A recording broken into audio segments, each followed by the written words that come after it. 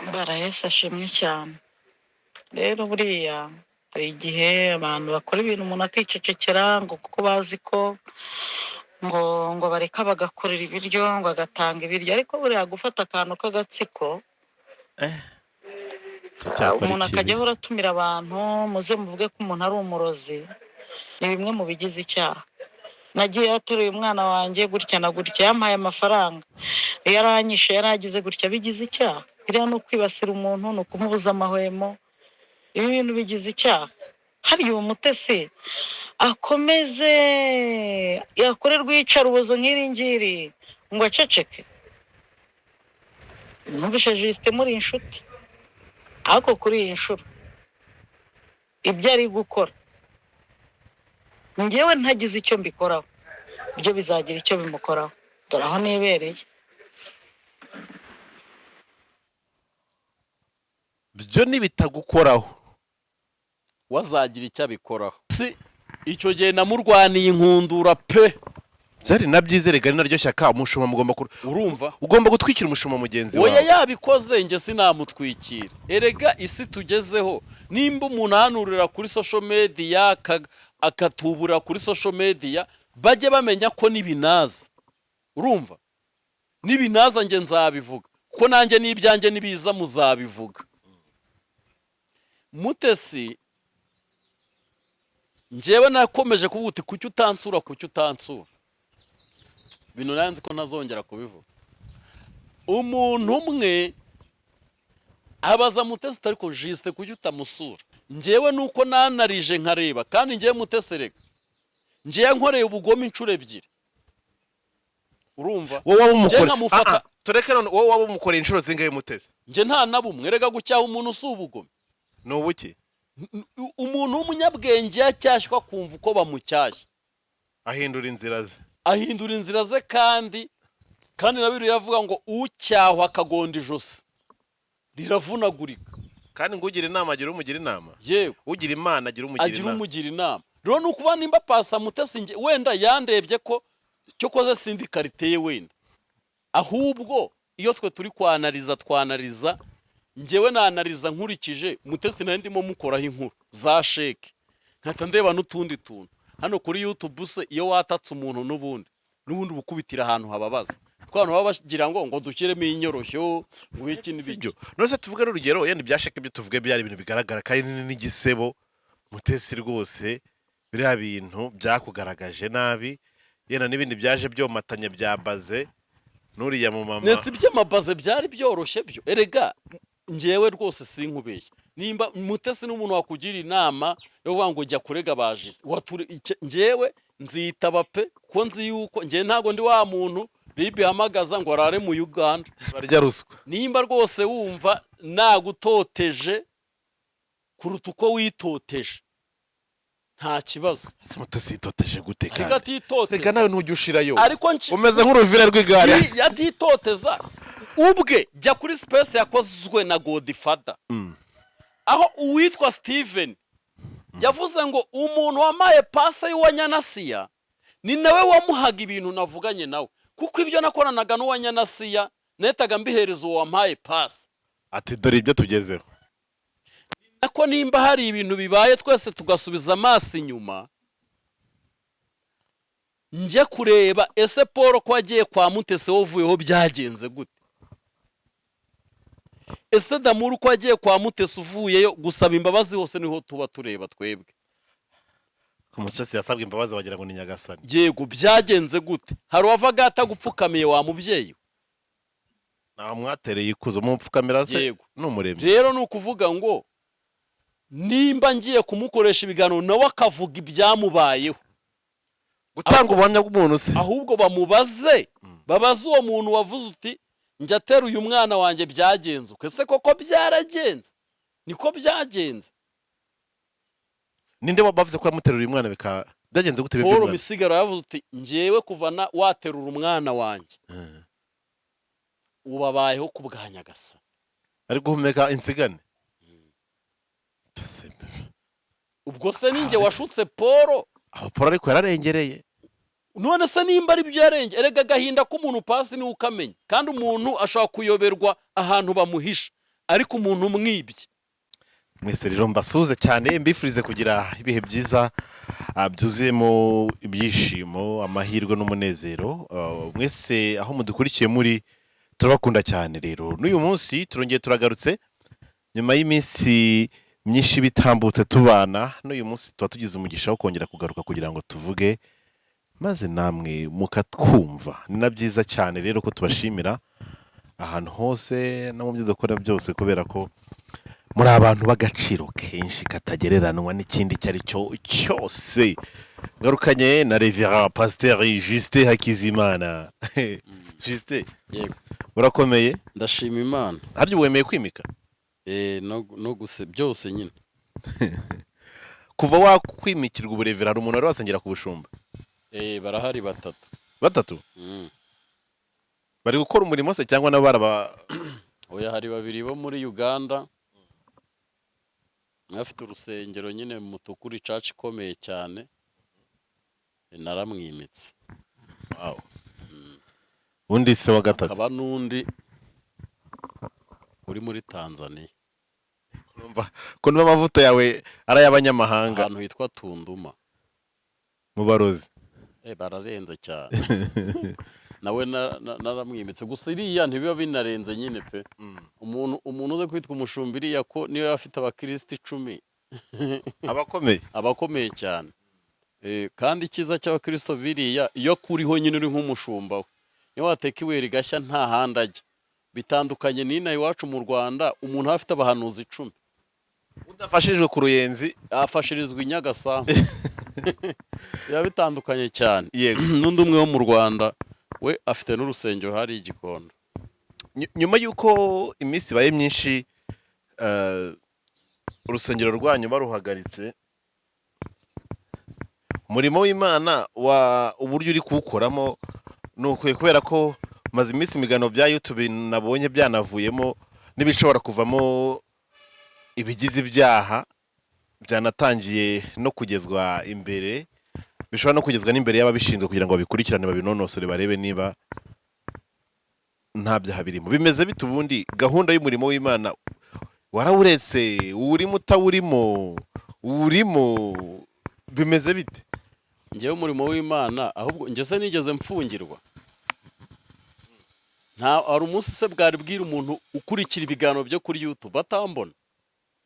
Oya byose aho amateraniro yabaga urusengero niba bara Amateraniro se buri cyumweru njye simba mfite agatuti ko kubwiriza.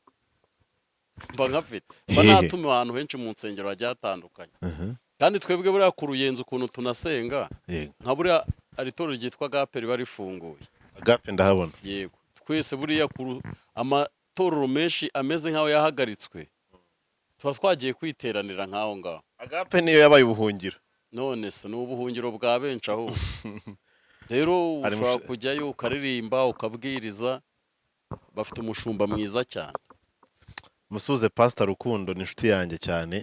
Ubwo rero nyine ugenda uterana muri ubwo buryo, ariko hari mu Pastor witwa Rukundo bino bintu by'insengero yari afite church ikomeye cyane.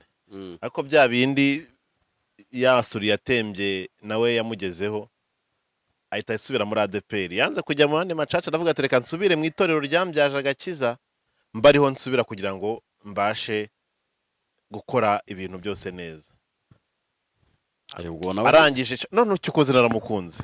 Twari turahaneje bundi hari NGO turimo turatangiza muzayibona. Ni nabyo maze iminsi mpugiyemo.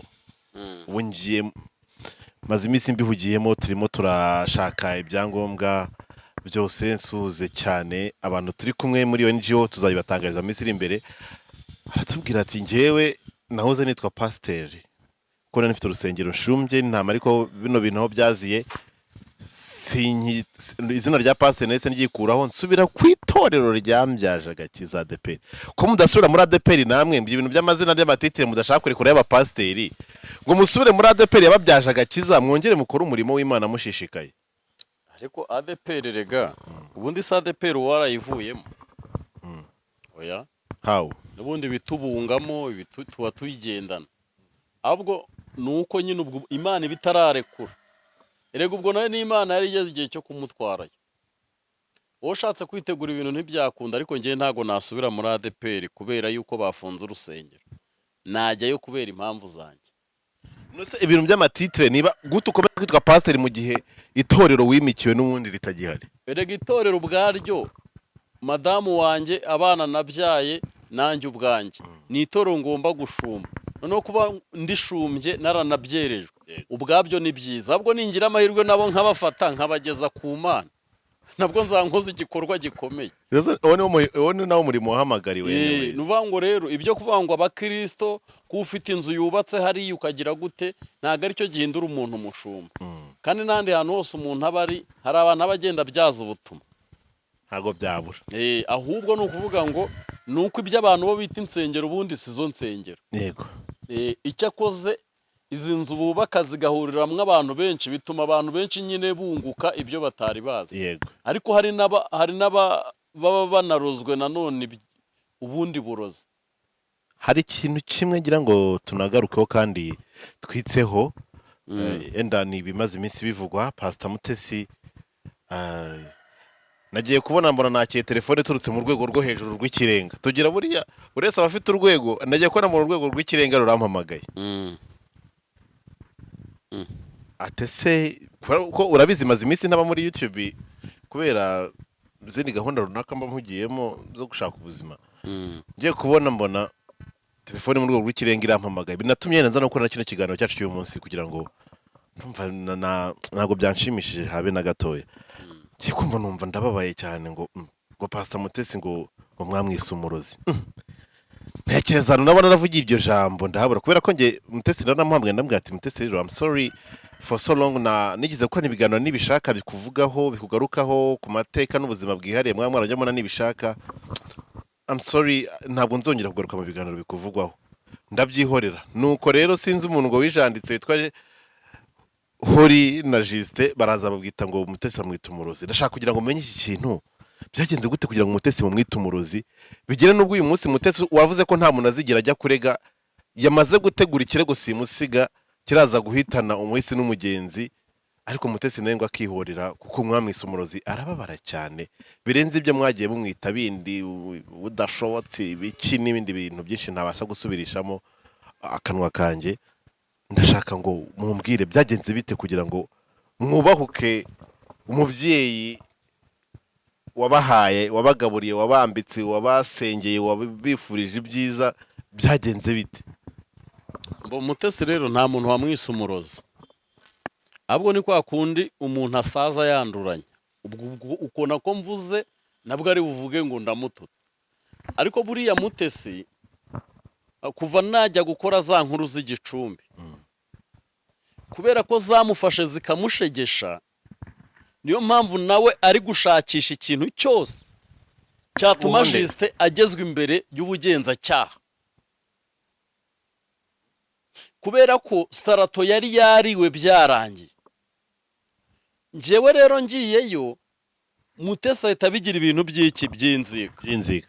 Nekereza ko atari bwo bwa mbere mvuze ngo Mutesi kuva yampa amafaranga ntago nigeze nongera kwakira umugisha. Uyu munsi rero nimba ari byo yafasha agahindura uburozi. Ni wowe wabivuze se ko kuva Mutesi yagwa amafaranga utongeye kwakira umugisha? Nibyo se koko cyangwa waracitswe? Hawo ntago nacitswe njyewe. Umuntu wese wakoze inkuru Pastor Mutesi nyuma akajyayo kumusaba imbabazi, ubuzima arimo keretse ari nka leta ikoze iryo uko guperereza akareba ubwo buzima umuntu ahagazemo. Nuvuga ngo nicyo kamarade se kwagiye simbona arafunguye cano bikemera. None se cano bikemera, ariko uzi ko nawe none se ubundi ubuzima kamarade yari aparitsemo n'icyerekezo yari arimo nicyo gufungura cano ikayo maze amezi angahe itaragira 10,000. Ariko gatono nyine niyo mpamvu ndi kukubwira. Rero iyo uri muganira umuntu ni uganira n'ibintu byakubayeho, ushobora gukoresha amagambo akomeye kugira ngo byumvikane cyane. Oya, ahubwo nyirabyo yabyumva akajya yumva hari ibintu uri mugira ute urengeramo. Hari n'abantu rero bigize ko Mutesi atwita agatsiko. Nase tuvuge mu mafaranga wakiriye muri ibyo bihe ni Mutesi wenyine aguhaye amafaranga cyangwa hari n'abandi wakiriye kuko umva nkubwiza kujya ugira abantu benshi bakublessing umva nkubwiza ukuri nyuma yo kuva kwa Pastor Mutesi amwe yampaye mu ntoki niyo systeme ye anda yanyuza kuri momo kuva icyo gihe nta kintu nongeye gufata ngo nkigumane uratekereza ko kubera icyo wabishyize kuri Mutesi kandi ko nzi ko impamvu erega nabishyize uhabwa ituro n'abantu benshi nabo mwasenganye cyangwa se inshuti erega wowe ushobora kuvuga reka mubwire Pasi iyo turi kuvuga ikintu kijyanye no kuba umuntu yagukagira byo bita kumagira yego ntabwo tuvuga ngo ntufata erega n'abayenjenyeri babona akazi bagapatana amataje ariko agasoza bari mu myenda yego urumva suko kuva nava kwa Mutesi hata abantu baramburesinze ariko watekereza kugira ngo wewe ubwawe Pasi nta muntu wewe ubwawe Pasi uri kumbaza ibibazo nta muntu waguhaye 200 ukabiha umugore wanjye bugaca umwana aremba tukamuvuza kwa muganga babura indwara 60 avuyeho nzi ko yorohewe madamu nawe tafatwa n'uburwayi bukomeye na nubu we ntago arabukira neza ubwo urwaye bwa madamu bumaze kuntwara 2300 kabiri njyewe nagiye kwa Mutesi cano yanjye uwo munsi yari yabaze ko ngomba guhembwa hafi miliyoni umutipe nesa yibikuriza akayijyanira kuva icyo gihe sinahereho ndwana na cano ubu sibwo ngiye gusubira kuri banki imyaka 5 irashize suko rero abantu batadufashije ndetse ninavuga ibi mu biganiro byose nkora soza mvuga ni Mutesi niyo waba utamagira ufata amasengesho usenge uwo mwuka nawe ukuveho uwitwa Kamarada akivayo ntabwo yagiye mu Buganda akagaruka asanga umugore yazinze harya uwitwa Vitali kuko yashinzwaga kuko ari we wampaga platform icyo gihe impembura irihe Vitali arihe urugo rwamaze amezi angahe urarwo nta n'umunsi ibyo rero ngewe iyo ndi kubikusanya iyo uri gukora ikintu n'abantu bakora ijanisha y'ibintu barabanza bakareba ngo bihagaze bite nk'abantu bajya gushyira abantu mu byiciro barabanza bakareba ngo bimeze uko ukora kahe kazi winjiza ngaye bigenda bite bakajya bagushyira mu cyiciro rero nanjye ndeba uwitwa Paul Misigaro akiva kwa Mutesi ubwe yahereye kuri cano aragurisha intorano akurikizaho kamera indi bamufungira kwa Mutesi na kandi barayimena yatashye ubukwe bwa Mutesi si bamufunze uwitwa Sekiyera ajyo bakamuha Bibiliya ibyo ni imyakuye yenda isa oya erega iyo uri kuki imbere batarajyo nyine bitabaga ibyo ngibyo rero uri kubivuga abantu babagira ngo wenda reka mubwire Pasi njewe mfunzwe nzira ko navuze Mutesi ariko ntazize kugambanira igihugu cyangwa ibindi nakwihangana n'abariyo nta kibazo ariko ibi bintu bikajya agaragara uwitwa Gerard bamuha inkoni umuntu w'umugabo akamusomesha ku nkongoro ibyo byose rega mvuga nibyo bigenda bikabaza Mutesi nyine ni ibintu bigaragara buri wese nose ko ukizi ko bimubabaza mukakunda mukabivuga nuko nawe atatworoheye gute rero none se nge Mutesi wagize ngo ninjye wamutangiye naje mvuga impeta y'ikinyoma basubire mu biganiro igihugu cyacu ibintu byose kiba kibifite agaruka nyita imbeba yita Moses ingurube ntajya asubizanya n'imbeba cyangwa ingurube ntiyabivugiye ku isimbi rero nuvuga ngo uyu munsi wa none ahubwo ntago ibyo byose ari byo byateye Mutesi ikibazo kuko n'ikiganiro naragikoze mvuga ko yararimo atongera Gerard icyo gihe ntiyandeze mwishakira andi bintu bitari iyi sheke yatanze itujuje ubuziranenge y'inyandiko mimbano nkagenda nkajya igicumbi none ahantu byababarije Mutesi yarazi uko nyine ngewe cano yanjye bitari burebwe n'ubundi yumvaga nta kibazo agiye kubona abona na uploadinze ku Kariza abona n'impanuro igize ute ibishyizeho twagezeyo abantu bahita babibona bose batangira kumuhinyura nibwo yasa azayinyuraguramo twumva n'andi majwi umuntu arimo amwita umurozi twebwe ntago twamwise umurozi ikindi Mugwiza niwe wavuze ngo Mutesi ni umurange wo mu kuboko kw'ibumoso ngo ukoresha ukuboko kw'ibumoso ibyo biganiro ntibyaba ninde wise Pastor Mutesi umurozi yamurogeye iki yamuroze mu buhe buryo ko nyine nibyo byose mvuga nibyo mvuga ngo yaramagiye wakabihinduriramwo ibintu by'uburozi. ninde wavuze ko Mutesi ari umurozi ubundi? Ninde se wabivuze babivugiye? Ko numvise se muri Ikiganiro cyamujengereje rero ni ikiganiro Paul Misigaro yakoze, kuko we yanihamagariye Paul Misigaro. Mutesi se? Yego, ejo bundi nyine ahamagara n'aba Moses nk'uko YouTube ikorwa. Njyewe nari mfite gahunda yo kugenda nkora ikiganiro na ba kamarade nari kubageraho. Umuntu wese wagiye kwa Mutesi byakugendekeye gute nyuma yo kuvayo? Noneho we ahita bigira ibintu bya danje, ahita yumva ko ngo nagatsiko twaremye ngo ni ibintu nk'ibyo ngibyo. Twese abantu baje aho ngaho iwawe Mutesi twaje tuzanywe n'umutima wo kugusaba imbabazi no guca bugufi. Nase ubu nta muntu wakwimutesi umugisha kuri Mutesi kuva njyewe nahakuye umuvumo kuri Pastor Mutesi. aho Kandi imivumo njyewe ubwanjye Mutesi yambeshye kunsura kane. Ntabimusabye. banza bwa ariko gahinda ufite. Oya buretse ndagira ngo nkubwire ibihombo byansizemo ko nabyo ari inyatsi nahuye nabi. Uri kumva ko umushumba wakubwira ngo kuwa gatanu azaza kugusura. Uzi ibintu wowe witegura. Niyo amenyo yaba ari gukuka. Ikindi of course nka Mutesi uhita wumva yuko naza atazaza wenyine kandi atazaza ni imbokoboko. Yego. Uhita uvuga uti ibyo aribyo byose umuntu wiyangaje kuza kunsura azi ko nabyaye. Ndeta mbihurizamo mbihindure no guhemba n'umwana anamuhesha umugisha. Mbireka ntumire n'abandi ba. Noneho gasanga uwo muntu ahisa kwicira umwanya kubitekerezaho uko erega Mutesi we ikintu cyaje kumugora. We yatwubatsemo izina rikomeye kandi rinateye ubwoba rihambaye nyine rinafite n'amafaranga. Ni nabyo ariko. Urumva? Oya nta mafaranga afite Mutesi arakennye. Mutesi ntabwo akennye. None se reka nkubwire. Mutesi ntabwo akennye. Ubundi ushobora kwita umuntu umukene ufite n'umuntu umugereranyije. Yenda ugiye kugereranya Mutesi nandire kamvuge n'abantu banyenganda yenda basanzwe.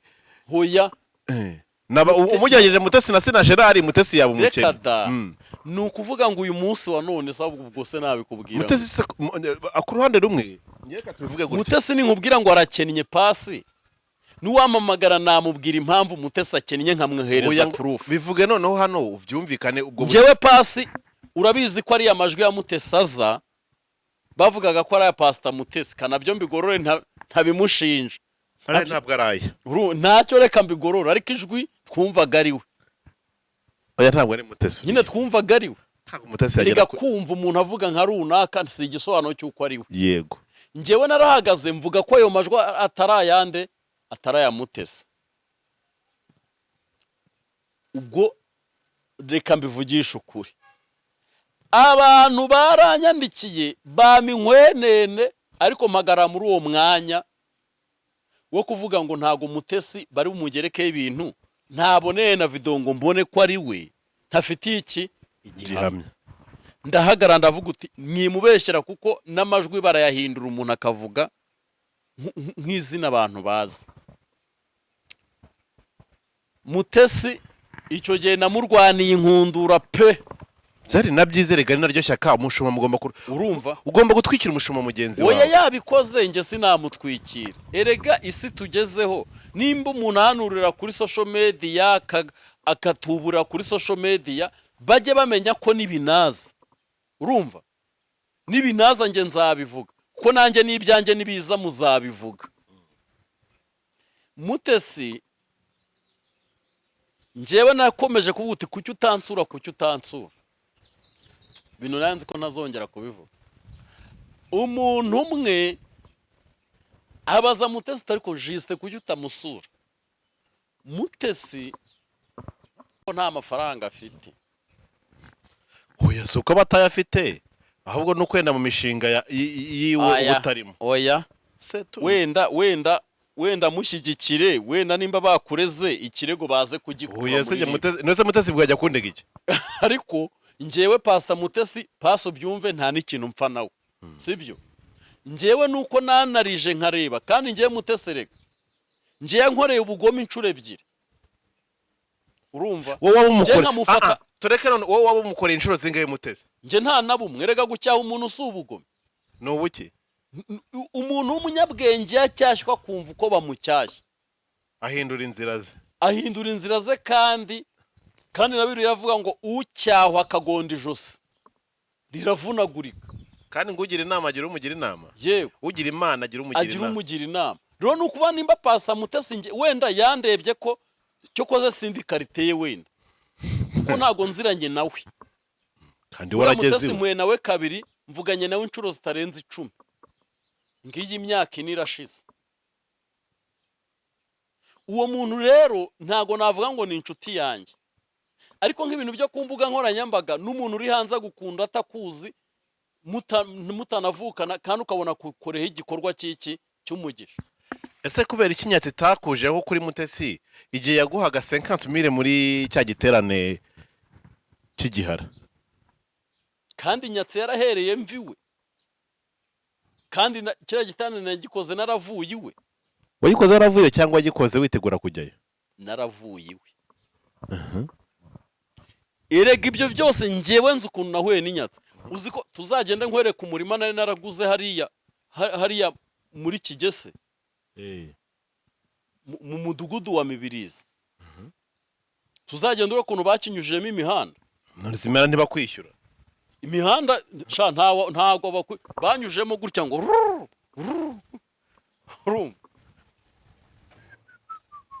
erega njyewe si uko abantu batamburesinze, njye baramburesinze, ariko nsimbifate kandi atari uko nabyayemo nakoze kwaya cyangwa ngo ngire gute. Ahubwo ukabona hasabaho ikintu gikomeye, ukabona habayeho nk'icyo kintu gikomeye, uwo murima se bawunyujijemo umuhanda ntarashyizemo fondasiyo. cyagese bigize kugura ikibanza sinzi igihe bigize kuvuga gutyo. Banyujemo umuhanda imihanda gutya ine nyine, umwe ugiye gutya n'undi umanuka. ikibanza cyo cyabaye rompuwe. Urumva? Ariko impamvu aho ngaho mba narahise ngira ibintu byinshi nyine, mba nzi ko nzagura n'ibindi. Ahubwo iyo twe turi twanariza, njyewe nanariza nkurikije Mutesi nayo ndimo mukoraho inkuru za sheke, nkahita ndeba n'utundi tuntu. Hano kuri YouTube se iyo watatse umuntu n'ubundi bukubitira ahantu hababaza, kuko abantu baba bagira ngo dushyiremo inyoroshyo ngo iki n'ibyo. None se tuvuge urugero yenda byasheke ibyo tuvuge byari ibintu bigaragara kandi n'igisebo. Mutesi rwose biriya bintu byakugaragaje nabi, yenda n'ibindi byaje byomatanya byabaze nuriya mu mama. Nese by'amabaze byari byoroshye byo. Erega njyewe rwose sinkubeshya, nimba Mutesi n'umuntu wakugira inama yo kuvuga ngo jya kurega bajise, njyewe nzitaba pe, ko nzi yuko njye ntago ndi wa muntu ribi hamagaza ngo arare mu Uganda. Ntabwo uri Juste, njye ntago sindi Bosco Impaya, sindi Ezekiel, uri Sageti. Njye ntago ndi Sergeant. Oya, njye igihugu cyanjye ndacyubaha, nikosa nakora. Wakumira ko kigona ko buri ari igihe ukora ikosa ntumenye ko iryo kosa wagize ute warikoze. Mu gihe ntungiwe agatoki nkabona ko iryo ari ikosa, kugusaba imbabazi njye nta kibazo, wanazinyima nkakora igihano iryo kosa rigize ute rigena. Ariko ntago ikindi kintu kinababaje. Ariko reka mbwire Pasi, njyewe Mutesi yigeze gupostinga afite umwana yashyize indirimbo za Rusagara, yanditseho n'amagambo muri background hariho ifoto ya Rusagara, yego, agaragaza ko uwo mwana ari uwa Mutesi. Noneho umuntu witwa Gasaro arampamagara, yaratarajya muri politike, arampamagara arambwira uti inkuru urayimenya? Ubwoko ki? Icyo gihe nari ngifite ka gaco ko kuri kodinga, banda muri kodinze nk'umuntu wari urimo uvugira Mutesi icyo gihe. Nabwo mfata ya majwi nyaha Mutesi ngo iyi nkuru barimo bavuga niyo, nta makuru umenya ukuntu mpagarara kuri teri. Uzi Mutesi ikintu yese akora? Yese afata ya majwi yaha kamarade. Ngiye kumva icyo gihe kamarade yarari kwibere. Cyagiye nyine bimwe kamarade yavuze ngo bari baramugaburiye isombe y'igicucu. Noneho kamarade ngiye kumva numva Gasaro ari kumbwira uti ko ibintu ndi kumva kuri Siridi nabivuganye nawe bigezeyo gute? Buriya Pasi reka nkubwire, twese turabizi Mutesi inkuru nagukozo ngaragaza amafuti yawe. si uko nari nyobeye ko hari n'ibyiza waba warakoze. ibyiza bya Mutesi reka tuba ibyo tujyaho ni ibihe? Njyewe ntago njya mvuga ibyiza bya Mutesi bizavugwe abandi bazabikoremo ku zindi content. Ko Mutesi rega ngiye muzi ndi kumucyaha, ariko Mutesi se wagize ngo yabura abantu yishyuriye amashuri? Ntago yagera hari atafite abanyeshuri bize baciye mu biganza bye. Ntago yagera hari adafite abantu yaburesinze wenda akabagaburira akagira gute. Ntiyabura abo yahesheje umugisha, kuko umuntu ashobora kukubera umuvumo. Ntiyabura nabo yaririye umugisha. Yego. Si umuntu ashobora kukubera umunyamuvumo, ariko ku bandi akaba umunyamugisha. Yego. Njye ntekereza ko ari uko isi ikoze. Umuntu ashobora kukubera mubi, ariko akanakubera mwiza. Ku bandi akaba mwiza. Njye rero Mutesi, ibigano byose nagiye nkora ujya ubyumva neza, hanyuma ujya uvuga ngo kuki Justin yavuze gutya. Njyewe nashatse ko tuba inshuti, ariko wowe mbera indyarya. Ntabwo Mutesi yigize abikubera indyarya. Rero atarambereye indyarya, kuko se yatanze ayo majwi. uzi umuntu kumuha voice wowe n'ubugambanyi. umugambanyi ukomeye woroshya ahubwo. Ariko none se ubwageze ngo reka nkubwire, icyo gihe umubano wanjye na ba Gasaro ntiwahise uzamo agatotsi. Utajemo n'agatotsi abadatege na bugingo n'ubu ngubu. Ashobora kujya kukuhamagara agahita yibuka kuri coding, nyine cya kintu kikamuza mu bwonko. Kavuga ati uyu muntu reka tumwihorere. Yego. Kandi ubwo inshuti ze zose zigahita zibona yuko uri umuntu gitoya. Wa fake uri aho ngaho. None ukuvuga ngo Pastor Mutesi, njyewe uri kumva nubwo tutaziranye, ni njye muntu dufitanye amateka aremereye. Ufite amateka aremereye se uri Rusagara? Bariya bose kabone nabo bagiye babana. Mutesi njye mfitanye amateka nawe akomeye. Amateka akomeye se ni wowe papa papa w'umukobwa we? Naba nuriya yaje mu buzima bwe atasohoka. Uri Ferdinand se babana ubu munsi mufitanye amateka akomeye ko nawe aho ngaho uriraririye. Nkubwira ikintu gikomeye. Ikiheze. Nkubwira ikintu gikomeye. Ikihe nyine. Ngiye hano ngiye kubaturumburira inkuru. Kandi muzumva. Oya Justin mukipanga imyanya. Wakuma ngo Mutesi mufitanye ngo amateka akomeye. Akomeye cyane nyine. Ubwo nahita avuga ngo yenda ngo yabaye nk'umu ex wawe. Uziko reka nkubwire. Nuko Mutesi atakwerura ngo abivuge. Uziko nko mu bantu yarose kenshi. Uziko nshobora kuza ku mwanya wa mbere. Nuko wabaye inzozi mbi ziwe. Wasanga ari nziza.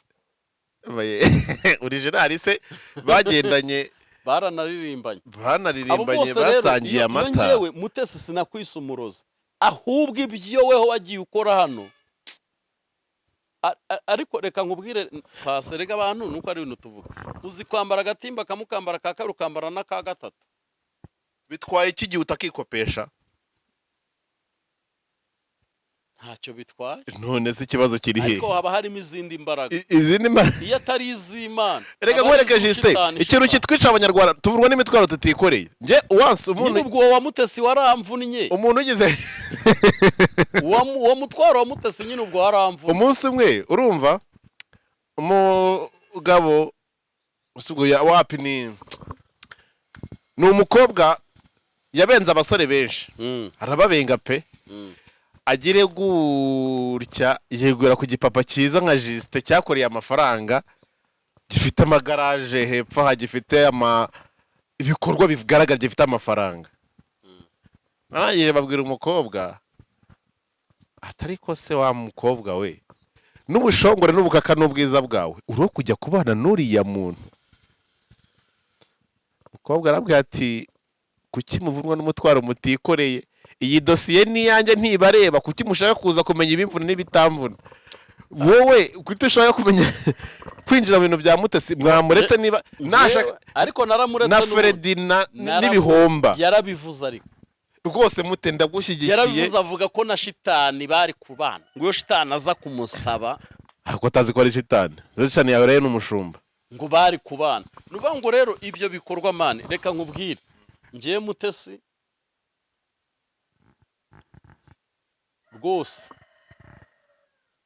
njyewe ribu iri mu rwego ubaha cyane, ntajya ntinya ahubwo nubaha, kuko bakora neza, ntibarenganya barya ruswa. nimba rwose wumva nagutoteje kuruta uko witoteje nta kibazo. ese Mutesi yitoteje gute ariko kandi? atitoteza Reka nawe ntujya ushirayo. ariko Umeze nk'uruvira rw'igare. yatitoteza ubwe. Jya kuri space yakozwe na Godfather aho uwitwa Steven yavuze ngo umuntu wamaye pase y'uwa Nyanasiya ni nawe wamuhaga ibintu navuganye nawe, kuko ibyo nakoranaga n'uwa Nyanasiya netaga mbihereza uwo wampaye pase. Ati dore ibyo tugezeho. Ariko Steven tumwihorere. Kubera ko ya Steven ibyo nyuma ntabwo twumvisha amajwi Mutesi ubwo arimo atuka uwa Nyanasiya abibwira Steven ngo ni umugore w'igicucu udafite ubwenge. byari ishyari. Ubwo noneho uwa Nyanasiya nawe yari kujya muri RIB. Yari afite uburenganzira bwo kujyayo. Aha. Kuko ubwo donc ibyo yakorewe byari bigize icyaha. None nuvuga ngo rero uwo ngo se ntago ari Mutesi widarapye. Ajya hagarara ku kibuga cy'indege agafata rwa visa. Uriya mugore eregagira ibintu by'imimbano byinshi. Se yafashe nimba ari uruviza nimba ari uruki akarutero rwa Canada ngo aragiye ngo bye bye sinzaba kumbura agiye hano Kenya kwa Pastor Magi. Ariho agiye. Ntago ari wabivuze gutyo. Ngo agasozi kamwe yo kakwanze ngo wigira ku kandi. Ameze nk'uri guca amarenga. Ese ubundi we ubu koko abantu bavuze Mutesi ubu kuri iyi ncuro ngewe Pastor Juste Ni wowe ugomba kubyishyura. nta kibazo. Ubundi se nta miliyoni ngira. Urumva n'ubundi abagira neza.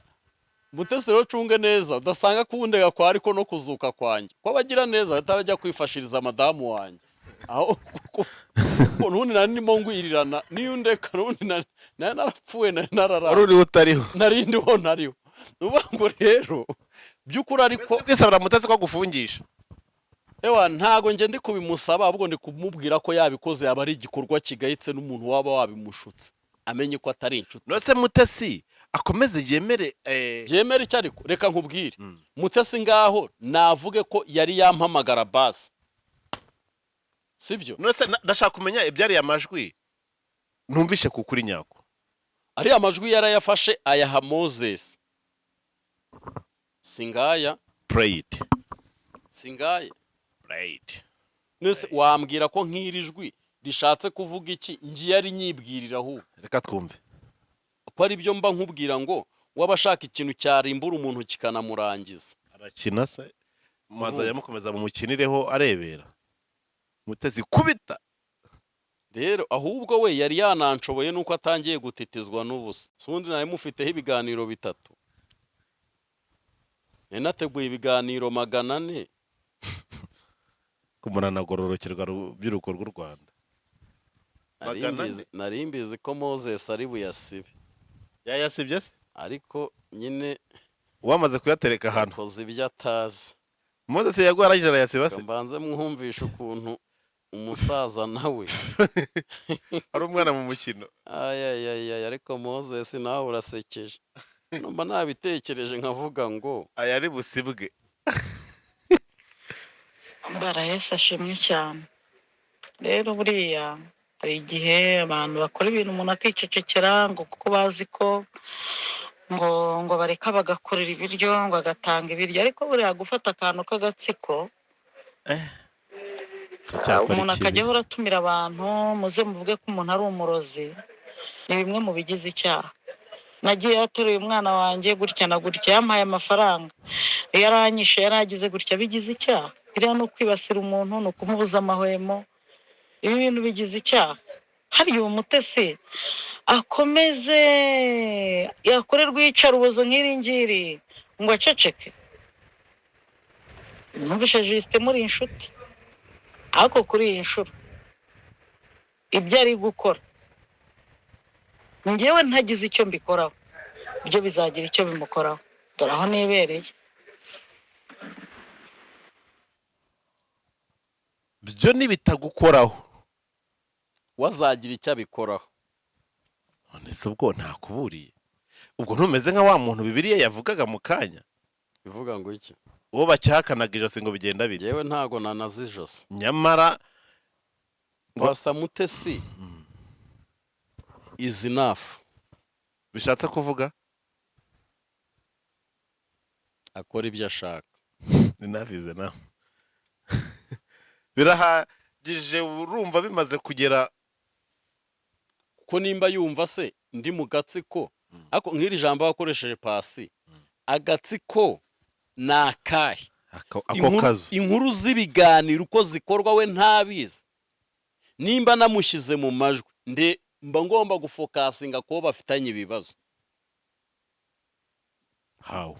Nk'uko ndimo muvugira mu nkuru zigiye zitandukanye nagiye nyuzaho hano, nk'uko najyaga kureba bazi kumuvuga neza.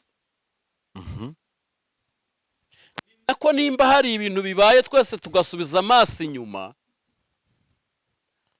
njye kureba ese Paul ko agiye kwa Mutesi wavuyeho byagenze gute?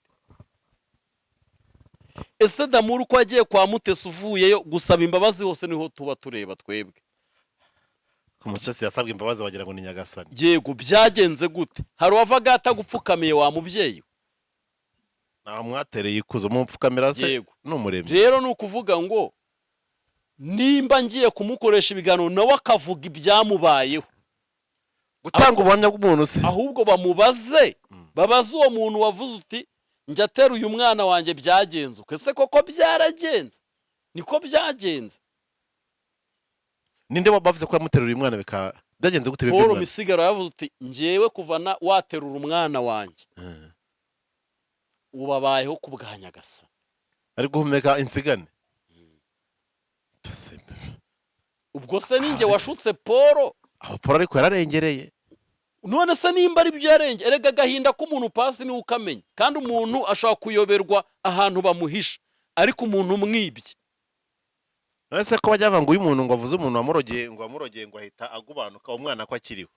Ariko ntago ari mu buryo bwo kumurogera muvandimwe. Ntago yavuze ngo Mutesi yandogeye umwana. Nose Mutesi ko ngo ibintu byo kumwita umurozi n'ibiki. Nyine ubwo wahuza, urumva nimba umuntu avuze ngo kuva wama amafaranga sindongera kwakira, ubwo hari ibyo ahita yishyiraho wenda akavuga ati tuvuze ko ari umurozi. Cyane nimwe bava ngo ibigondoye imihoro ikahita ivuga ngo kwe. Rero ni ukuvuga ngo ariko ntago ngiye mvuze ngo Mutesi uri umurozi. Uzakate video ndimo mvuga ngo Mutesi uri umurozi. Ikindi cya kabiri, iyo tugiye twirefera ku ijambo Mugwiza yavuze kuri umurangi w'ibumoso, kandi impamvu nabyo tubihaho umwanya gato nuko Mugwiza ari umurangi, ubwo imikorere y'abarangi agize ute arayizi. Kandi iyo ndimo nsenga ngenda avuga ati nirukanye umwuka w'abarangi, bishaka ko iyo myuka si myiza. Abo barangi dore rega nibi ngibi Mugwiza nawe yazanye mu bihe byashize ngo navuze ngo ni umurozi, ko cyatarajya kurega murangi, kandi niwe wenyine wari wivugiye mu kiganiro we na Jackie ko ari umurozi. inde yavuze ko ari umurozi? Mugwiza yaravuze ngo ndi umurozi. Mugwiza wenyine yarivugiye kuri Jackie bari gukorana ikiganiro. Nari nafashe akavideo arimo amukora mu mutwe, nge ndavuga ati ntimureba ko ari kumuhera muroga. Urumva? Kandi Mugwiza Jackie yaravuze utaha ahantu rwose uri umurozi. Mugwiza uri umurozi ni nko mu barozi. Mugwiza arangije atamusubiza ngo umuntu wese uvura uburozi yanaroga. Si byose? None se buryo uburutsa yanabutanga. None nukuvuga rero Ikinyarwanda gisanzwe Mutesi nkuko ari umupasiteri yitwa pasiteri akaba yitwa umuhesha w'umugisha, ubwo n'umuvumo yawe utanga. Ubwo bubasha bwo busara bufite. Rero atandukanye umuvumo no kwita umurozi. Niyo mpamvu rero mwiba mu ikindi cya kabiri ndashaka kukubwira iki kintu. Twe dushaka kuba twarakoze ibiganiro kuri Mutesi we kamuvugira akantu wenda yishime kamunezeza kamunyura umutima. Reka nzeze Mutesi ugomba kwihanganira ihungabana dufite, kuko twebwe twarafashe ibiganiro turakuvuga, kuko niyo twaraba turimo tuvuga ukuri. Wasanga Imana ukorera yo yaratumereye nabi kuko yagombaga kuguhagararaho. Yego. Ubwo rero kumva nabwo ntiwatworoheye, watumye Imana yawe dukubita udutera umwaku. Yego baba. None Mose ntago Miriam na Aroni bavuze ngo yashatse umunyamahanga bakarwara ibibembe. Ubwo rero wihanganira ihungabana twagiriye ku buzima bwawe. Ahubwo nimba uri umukozi w'Imana byanyabyo, hamagara Damuru, uhamagare Paul, uhamagare Juste, uhamagare Bishop Gerard, uhamagare Vital umushyire video call, uhamagare abantu bo kamarade, uhamagara abo bantu bose ubicaza ahantu, uhamagara abakozi b'Imana baze twihane twature baduhesha umugisha, ugenda amahoro natwe tugende amahoro. Gerard sabije mate wese ariho hariho ameze neza, hariho uri umugome pasi nkubwire. Gerard sabaye iki ko kuba atari muri YouTube se nibyo bishaka ngo ameze nabi? YouTube se sa irimo channel ntikora ibya politiki. Yitwa gute? Abirimo Ni ukora se? Ntayibuka, sinyibuka izina arakora buri gihe. Wese Gerard avuga ibyo muri Kongo nka kumwe kwa Papa Bitangaza. ese ya Papa Bitangaza nini? Cyakoze muteze utarareze Papa Bitangaza na Papa Bitangaza akaba agiye kurega Juste. Buriya reka nkwereke, Papa King nubwo ari igisambo ashyira mu gaciro, ariko ashyira mu gaciro. Dore uwitwa Zekere yaravuze ngo akorana n'imyuka, ngo akorana ikuzimu. We na Karo bavuga ibimenyetso birahari. Papa King arareba abona ntiyarega Karaho nta kintu afite, arangije arega nde Ezekiyeli. Ezekiyeli akajya komanga ku gatuza ngo ibizi bitagize ute arabifite. Ageze muri ribu bamubaza ibizi biti by'uko Papa King agikuzimu. Ahubwo uti ndaje gato hamagara Karaho. Uti Kara tinyohereza bya bizi biti kuri WhatsApp. Karaho aramubwira uti narakubeshyaga nta bizi biti ngize ne mfite. Ariko ntago Papa King ikintu mushimira, intego ye yari uko Ezekiyeli agira ute afa. Ahubwo haje abandi bagabo bahamagara abandi bagabo n'ababyeyi, ariko hari umuntu wananirana nta numwe. Barangije bicara ku meza, Ezekiyeli asaba Papa King imbabazi, Papa King nawe azihande Ezekiyeli, barataha ubuzima burakomeza. si ibyo se tuba dushaka. Rero ni ukuvuga ngo Mutesi weho wifokasinga ku kantu gato cyane, ahubwo wowe uvuga ikibazo nyakibazo. Ngenda umuntu witeguye kugororoka no kuba inshuti yawe, n'ubundi sindi umwanzi wawe.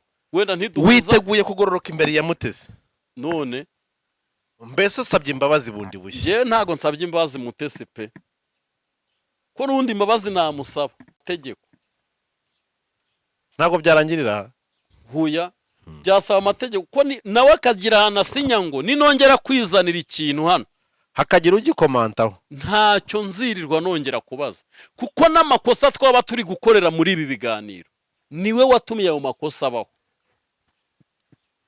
Ngo n'amakosa yose yabaho, ibyo byose niwe wateje ibibazo, turamuvuga bigeraho wenda twanarengera bitewe nuko we abyumva, kuko burya nyiri ikintu niwe wumva urengereye.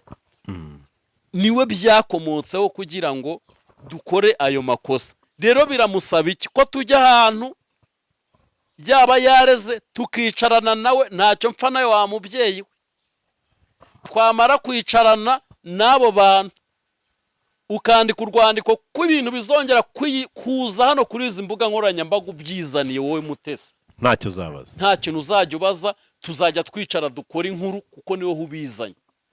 setu natwe twavuga uti ikintu kizaduturukaho kandi nta ruhare wakigizemo tuzabibazwa, ibintu birangire, aho kuzana ibintu byagukomerana ukitora tozwa ku bantu. Ntago ibyo bintu ari byo, kandi njyewe nuzana inkuru nyine njyewe nemerewe rega ikintu wazanye. Ese ubundi Mutesi reka nkubaza, kuki ushaka kumpa limite yo kugucuruza mu gihe wanzaniye inkuru? Ninshaka inkuru yawe mu gihe abantu ndi kubwira babyumva wayizaniye, ninshaka nzayicuruza amezi 5, upfa kuba ari wowe wayizaniye. ariko bitabiranye byavemo kwibasira, kuko mu minsi yashize nandi kugana n'umuntu umwe arambwira ati rero n'umuntu umwe nyine ubwo wari ufitanye n'ikibazo na Mama Sharirene, ati rero ibintu barimo barakora bano bantu byamaze kuvamo harassment, byanamaze kurenga inkuru uvuga rimwe kabiri ukagenda, ariko iyo ugarutseho ugasesengura bibyara harassment. Erega pasi nje ntago ndi umunyamakuru w'umwuga, sindi n'umunyamakuru, ni email yanjye nafashe, kandi email yanjye ngomba kubyaza ibyo byaha. Rero umuntu yazanye ibintu ahangaha, ese keretse ntekereza kuko nyine keretse ukoze ikintu uwo muntu kitamuriho, ntekereza ko ari byo bita guharasinga umuntu. Ariko mu gihe umuntu yagiye hari akambara ubusa, ejo ukaza ukavuga ku nkovu wamubonyeho, ejo ukagaruka uvuga uti nanabonye ahantu gutya afite agasununu, ukagaruka uvuga uti nabonye afite n'ikibibi. iyo ni harassment. okay, ubwo nimba ari harasimenti Mutesi naba naramuharasinze nyine. waramuharasinze rero ahubwo mubwira apologize. Sha sinakubwira aho se nzabivugira. Ese yihagararaho mu mafuti. Ntagerega ari mu mafuti. Kubwira umuntu ngo apologize ni ibintu birenze. Nawe Mutesi nubwo twakora amakosa ndagira ngo nkubwire iki kintu. Kuko buryo umuntu yashatse ikosa mu kintu wakoze ntago yariburamo. Ahubwo ndagira ngo nawe ahabwe umurongo. Nubwo ari gushaka ko twebwe nyine hari ibintu tureka, ariko nawe naba ari we baheraho ahabwa umurongo. None namara guhabwa umurongo natwe tuzaba tugize ute tubonye. Ubundi se ntagiye duceceka Mutesi tukamwihorera, ariko wakabona agiye gushira kuri iyi mihanda agashaka ikintu agahita agira ute azaga kubitaho ngaho tukakivuga. Urumva ubu se wowe ushaka kuvuga uti kuvuga Mutesi yungukira hehe yizaniye ibintu hano. Byari umuntu wambwiye uti mbereke ibi nibi muvuga Mutesi, iyo mumuvuze bamuha amafaranga. Habyo narabyumvise we ngo Mutesi ngo mu meri bubi ngo nibwo yinjiza menshi.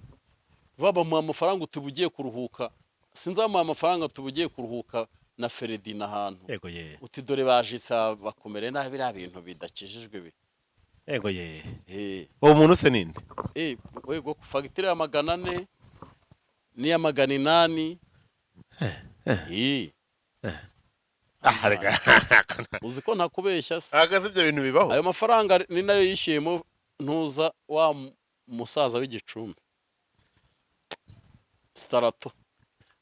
Mwari muri kumuvuga bamuha amafaranga ajye kuruhuka cyangwa ajye kwishyura. We yajya kuruhuka. Aruhuka icyo uruvugo se? Nyine ngo tuba twamuteye stress. Ahubwo mujye mutera stress niba bimwinjiza mujye mukomeza mutere stress. Ariko nyamaze ukareba iyo stress tewe yazanywe nande. Erega umuntu wabaye ari ibintu Mutesi wivuga ngo kubugaburira abantu uhibiryo. Ugiye kuri cano yanjye ntaga ikiganiro kinjije mesha ari icyawe. Abwo wovuga ngo shaka ukundi kuntu ubugororangingo. Kandi abantu mwe n'abaprofessioneri mbere yo kwiyambaza urwego rw'ubugenzacyaha RIB.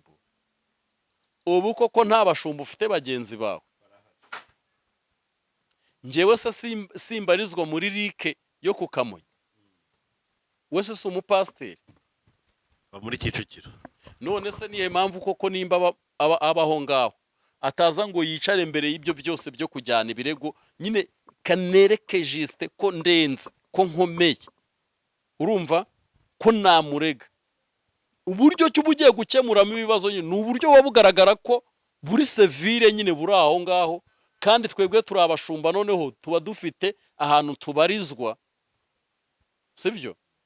Dufite naho dutuye, dufite noneho nanjye mfite abantu numva bavuga ikintu nketa ako kanya nkora icyo kintu director bidasabye ngo ni RIB ni ikizira n'inzego nyine bundi twubaha zigibwamo na bya bintu biba bikomeye cyane. Ariko nk'iki kibazo wowe buvuze ni na telefone yawe yonyine Mutesi ni intambwe yawe yonyine wanatera. Noneho nk'umuntu nanduta ugashaka abandi ba mama cyangwa abandi ba papa mukaza kandi ibyo bintu bikarangira. Juste yenda gatomera kujya ngo dusoze nashaka kugira ngo tumenye iki kintu mu buryo yenda tuganiraho ibi bintu. Wowe ubona umwanzuro kino kintu ari ikintu uko Mutesi atazongera kuvuga cyangwa nuko yajya azajya avuga ntimumusubize. Buretse nkubwire mama Pasi se reka mbwire Pasi nta kiganiro uzi kiri kuri YouTube Mutesi avuga ukuntu yashenye yasenyewe n'amazirantoki. Cyose nabyo suzama episode yo kwisimbi ko ari 57. Nese ubwo ibyo nimba nice nkavuga ni ibyo bintu by'abarangi urimo uvuga n'amabyi ukayagarura kwa Gaburiheri bigaragara ko ari wowe bibatongere. None dore cano yabihise irangira.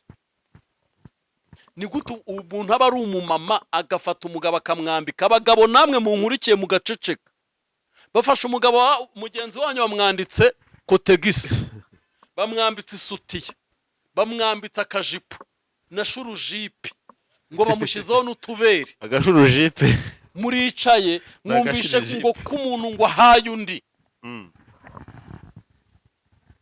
Umuntu araje ngo runaka tuwe hashize hanjye Mutesi araje uti buriya Gabri ngo ibintu dupfa ngo yaje iwacu ngo sinzi ibintu byawe byahabaye byo gusaba umugeni urekera abantu bari ku meza urumva ngo ajya muri toilette ngo nta mazi twashizemo nta papier hygienique irimo umuntu w'umugabo ugatinya ukazana ukavuga ngo yihehesheje inzara ngo bikajya binukamo ngo ukavuga ibyo bintu ntago ari wabyizaniye none ubu ngubu weho kubera tukuvuze nyine ushushenga bara umutima urapfuye nyine bwo ngo agatsiko ngo kakugiyeho ngo kagize gute nyine ubwo ngubwo urumva weho showbiz ni showbiz nk'uko uvuga abandi nawe niba kuvuga jya utuza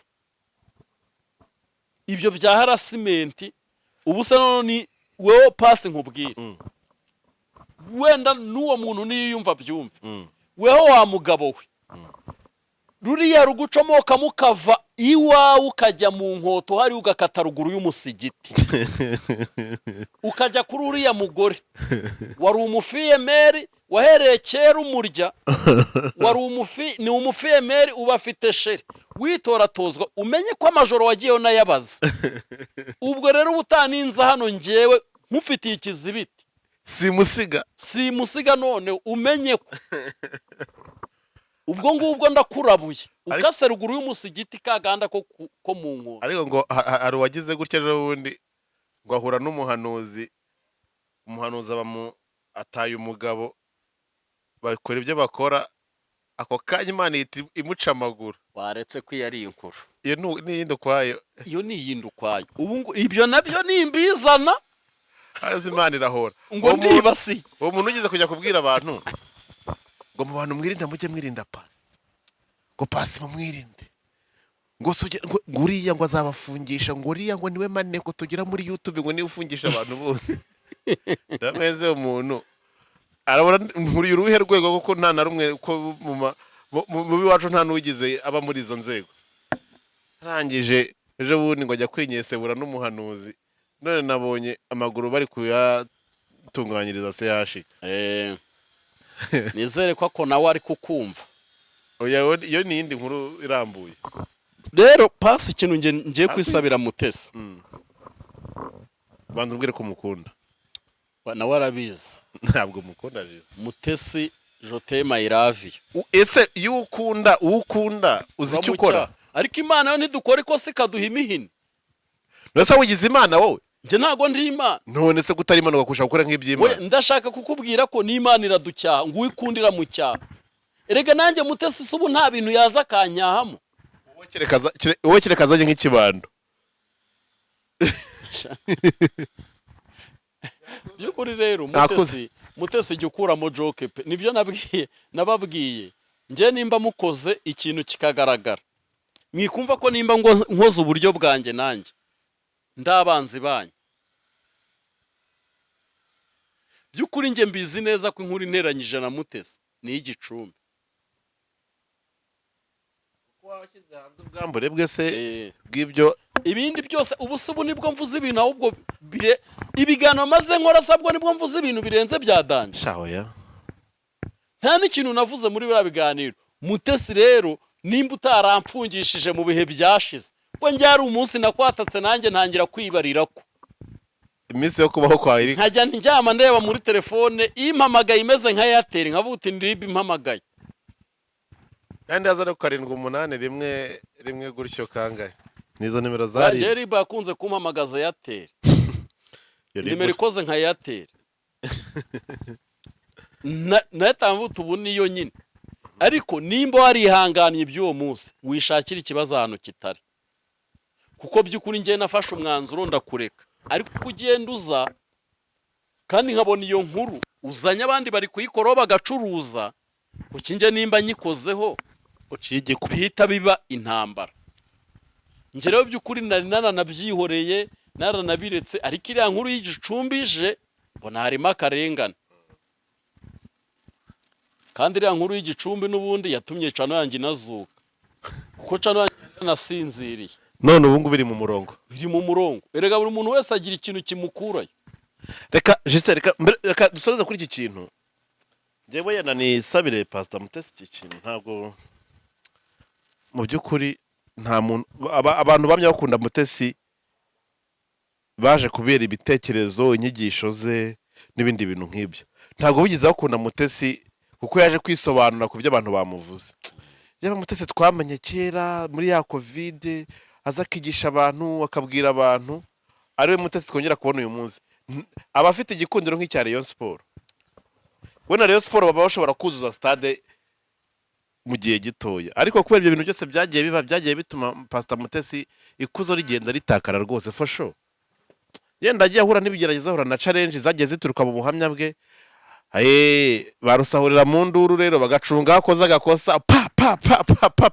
bakubita rero Mutesi turagukunda ariko nawe menya ubwenge bw'ibyo ugomba kuvuga ntugomba kubivugira kubera ko ahanini cyane ubusanga intambara urwana zituruka mu byo wowe uba wizaniye si ibyo se Justin ni ibyo ngibyo nta n'ikindi gihe kindi nanarenzaho ahubwo amenye ko mukunda niba wumva ugiye kurega rwose ntihagire n'umuntu ukubuza kujya kurega ntugire n'uhamagara ngo ndumva ngo njyewe ngo ndumva ngo najya kure aya mavosi yihorere genda urega abantu bazaze bitabe ibisobanuro aya mavori y'isi yareke niba uri kurengana noneho kandi nimba wumva unabishoboye erega pasi buriya nta nubwo kurega ntago kurega bibamo icyubahiro hari inzira nyinshi zo gukemura ibibazo nyinshi zirenze 10 kandi si icyaha kiri penale ni ibyaha bisanzwe mbonezamubano bifite uko bikemurwa noneho rero Pastor Mutesi we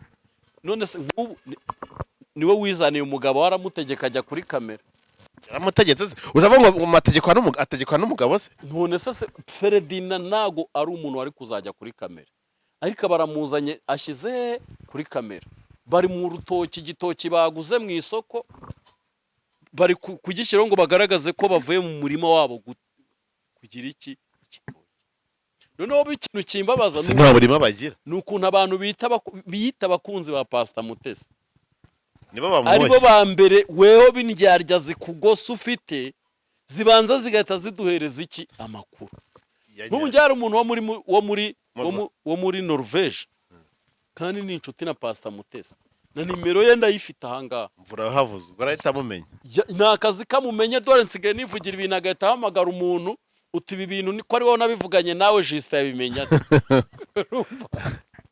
rero ni ukuvuga ngo uwo muntu yambwiye inkuru ya Pastor Mutesi nje sinayitangaza nese ko hari indi nkuru namenye yo mu nkoto sinyitangaza ya Mutesi se ntago ariko yanashaka ahita yitirirwa ni ibyagenze gute mu nkoto tubyihore n'undi narabibitse byerekeye iki narabimize umufiyemere se ntacyo usigaje umeze mugira ibihe byiza ubwo rero ni ukuvuga ngo Pastor Mutesi ni umukuri pe nimba ibintu bije ni wowe wabucanye uwo muriro wote ibintu bya rasimenti cyo koze numva nazanye mu rubyaro rwawe kandi ikindi kintu ukumva rwose pe nkoze iki kuko nshobora kubeshywa nk'inkuru nahawe wampamagaye ukambwira uti iyo nkuru barakubeshya iteye irya kandi kuba wanyumvisha dore ikindi kintu niba Mutesi ari umuntu ufitanye ikibazo ujye umwihamagarira paralele cyangwa se umwibwirire ibintu byo kujya guca ku bantu rero kugira yenda ugaragaze ko uri kurengana n'ubundi stili biza kurangira uhasekewe rero beta niba ufitanye ikibazo na Pasi direct ko hari umunsi yigize kumpamagara byo nsanga hori yarengereye ndamubwira I'm sorry nasanze hori bakoresheje ibintu biteye ubwoba numva ndababaye nanjye ndavuga nti rero Mutesi bati ngiye naranabivuyemo ibintu bya YouTube nawe urabizi Justin nera kwicara nawe nkumumeza birashize cyane nta mwanya mfite ibindi bintu rwose gahunda zindi za kandi kazi runaka mba ndimo ibintu bya YouTube rwose nabigabanyijemo umurindi bijyanye n'izindi nyungu zanjye bwite ni gukurikirana ndambwira rero sinkiboneka kubera gahunda za kandi kazi nsigaye nkora ariko umbabarire ibyo bintu byakemuye ibibazo hakuze kugira ngo ngenzaje nsubwo nzakubaha gute mugenza ajya kumva nkumva ikibazo njewe mfitanye nawe cyangwa se wagobonye uri kumbwira tukayishakira umuti nkumva ndi kukibwirwa n'umuntu w'ikanarange ngo njewe ngo numvise ngo sijuwi zero niba ufitanye ikibazo na Justin muhamagare wijya kunyura kuri warira mutipe yitwa nde na Moses warajya kunyura kuri Moses ngo ibi bintu ngo Moses nje ntago ari inshuti yanjye kuruta Mutesi uko turi inshuti ibyo byumve simbonana nawe kenshi ahubwo njyewe urukundo nkukunda abantu bazagira ngo mba ndimo ndanafuha bya danje ngenda ngobekamo kugira ngo wenda nkutware nka wowe Fred. na Claude ntabwo tujya tubashira amakenga. Nuvuga ngo Mutesi Umwanya Fred narimo warabariye. Barabashe. abantu niko bazajya banavuga ahubwo. By'ukuri Pasi rwose Mutesi yicara atuze pe. Kandi nyuma y'iki kiganiro serious. Keretse nihagira indi nkuriza yizaniye. Ariko ntago nzongera kwicara ndi kuvuga Mutesi. Ariko nagira ngo mbanze mbimubwira ibyo bintu. Inkuru nicomoke wikaza imihanda. Uzahuranya. Nzicara rwose nkuri. Kandi ubwo yongeye ngiye gukora mpita mpera muri 2000 na kangahe. Ntago mpita mfatira aho ngaho. Mpita mvuga dora kabaye cwende nikagira ute ntikoga. Niyo koze ntigake. Kacyo umuntu ukaba ikibazo cyane. Rero nuvuga ngo Mutesi we ni covering. Kandi sinzi impamvu Mutesi atabona ko kuri YouTube nta mwanya cyafite. Ni kuko ari ibintu njya mvuga ntibumve. Bakajya ngo nsuzugwe nk'urwego rw'amacana. Ariko ayo macana abakomeye. Buriya Pasi biteye agahinda kuva ku isimbi. Ukaruhukira kuri Baraka. Uri ku isimbi yaragiye gusaba ibiganiro ukanga. Ejo tuzabona wageze no kwa Rukundo usoreze kuri nyako. Nuvuga ngo biragusaba kumenya yuko iyahigaga yahijanja. Ukagabanya karindi se. Ukerekeza mu bindi bintu. Kuko YouTube yimeze nk'iya system ya YouTube imeze nk'iyarangije kuruka Mutesi. Aya, Mutesi aracyari. Oya, nimba koze cano ingana kuri ikanga. Kandi imbere gira neza yarafite mbere rwose yararebwaga. Yakagombye kuvuga ngo hari ibintu abantu bamenye abwo ni inkuru y'urwitwazo Juste akareba ibindi bintu akora gatuza natuza. Oya afite business nziza yo gutekera abantu nayikomeze. Abantu bafite ubukwe, abantu bafite ibirori anniversaire, abantu bafite ibindi bintu byose bikeneye gutekwamo. Nubu hari kiraka ngiye kumurangira Mutesi. Dufite ubukwe. Sizi ko dufite ubukwe se. Wowe nta bimenyetso by'ubukwe uri kubona. Ari yasashaho. Nta bimenyetso by'ubukwe wabonye. Birahari. Ku itariki ya mbere z'ukwezi kwa 8 dufite ubukwe iwacu mu rugo.